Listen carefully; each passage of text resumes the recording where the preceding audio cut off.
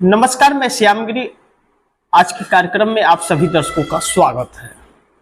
56 inch का सीना अचानक चकनाचूर हो गया। आप दर्शकों को पता है ना 56 इंच का सीना किसका था। वह 56 इंच का सीना चकनाचूर हो गया है। अब वह प्रधानमंत्री जो 56 इंच का सीना बता रहा था, अपने भाषणों में कह रहा है लटक झटक पटक अटक। सोचिए, मतलब इस देश का प्रधानमंत्री और जुबान में लगाम न हो और अपने आप को 56 इंच का बता रहा हो।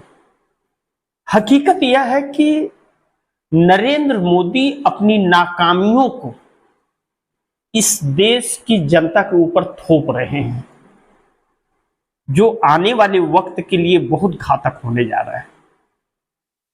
किसी एक व्यक्ति से नहीं,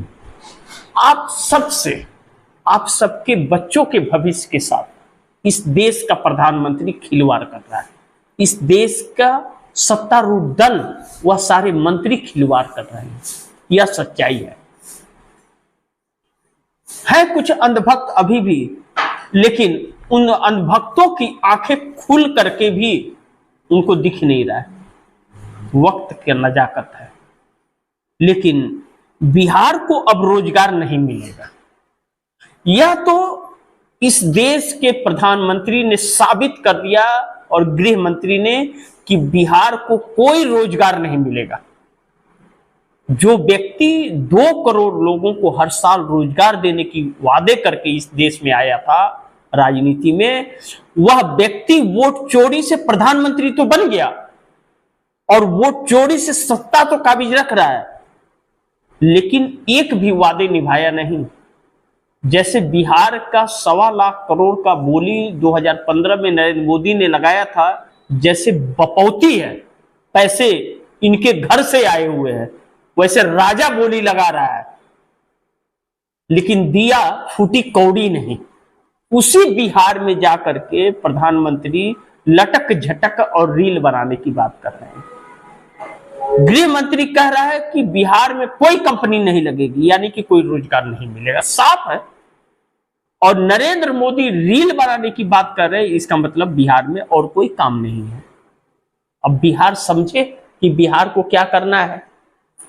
अब बिहार में 20 साल से एनडीए की सरकार है और रोजगार के लिए रो रहे हैं, उसके बाद भी वही सत्ता आ रही है, तब तो फिर इसका मतलब बिहार को कोई जरूरत है नहीं।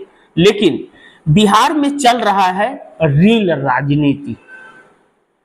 बिहार में जो इस वक्त राजनीति, रील वाली राजनीति चल रही है। हमारे देश के रेल मंत्री हैं अश्विनी वैष्णव, रील बनाने में मस्त रहते हैं।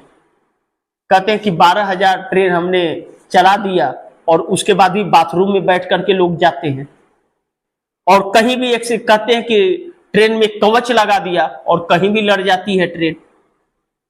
वैकेंसियां नहीं निकल रही है, रोज रिटायरमेंट हो रहा है रेलवे के अंदर, लेकिन उनकी जगह को भी पूर्ति नहीं की जा रही है। एक्स्ट्रा की तो बात छोड़िए, आप सोचिए कि 12,000 ट्रेनें चल गई और आदमी उतने ही जितना पहले था, और उसमें से लगातार रिटायर भी होते गए, उनके जगह पर आया नहीं कोई।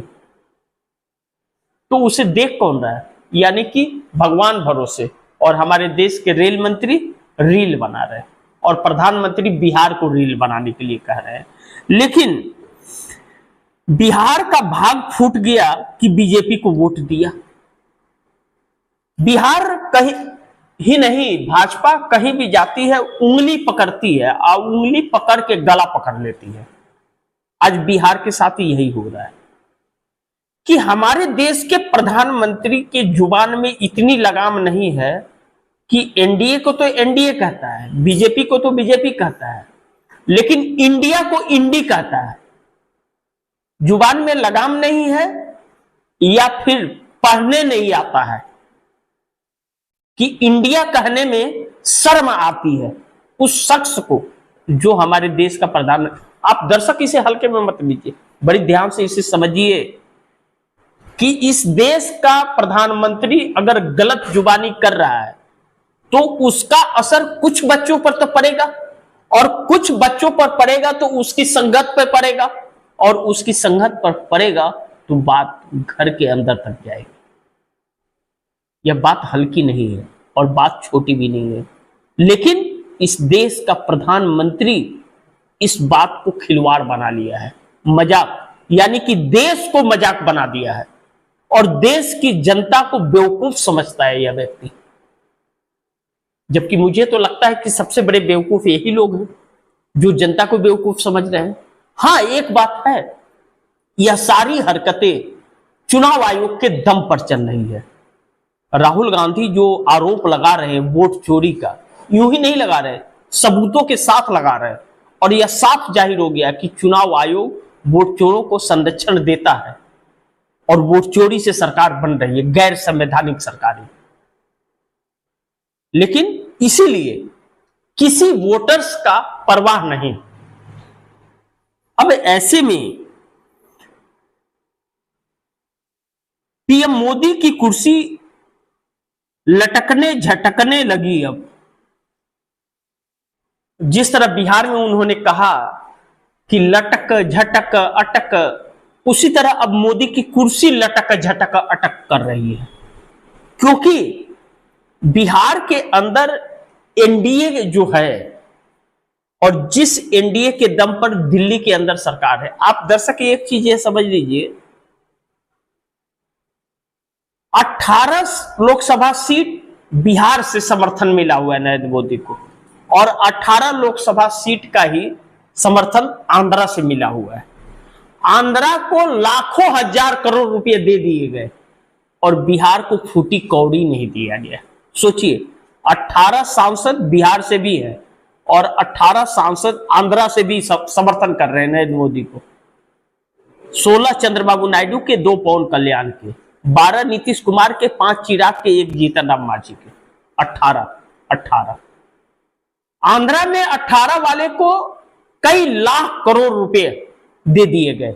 वहां पे इंडस्ट्रीज क्या क्या लग रहा है, लगातार वहां उद्घाटन हो रहे हैं और बिहार में रील बनाने की नसीहत दी जा रही है। फूटे कर्म बिहार का और लानत है ऐसे नेताओं को जो 18 सांसद रह करके 18 रुपये बिहार को नहीं दिला पा रहे और बिहार को रोजगार के नाम पर झुंझुना थमा रहे, कह रहे रील बना लो। लेकिन जनता समझ गई है, नीतीश ने मोदी के खिलाफ छेड़ दिया बगावत। अब नीतीश कुमार ने उसी मोदी के खिलाफ अब एक जंग सा छेड़ दिया है जो नरेंद्र मोदी को अब बहुत भारी पड़ने लगा है। नीतीश कुमार ने खुद को, अपने आप को सीएम भी घोषित कर दिया और बैनर पोस्टर भी लगवा दिया और ललन सिंह और संजय झा जैसे नेताओं को साइड कर दिया, उनके लिए नो एंट्री अपनी बैठकों में कर दिया, उनसे राय मशवरा नहीं और उन्हें कहीं उनकी जरूरत नहीं नीतीश को। नीतीश अपने विश्वसनीय लोगों को जब से अपने साथ रखने लगे, ऐसे लोगों को जब हटा दिए जो स्लीपर सेल का काम कर रहे हैं, तब से भारतीय जनता पार्टी बौखला सी गई है।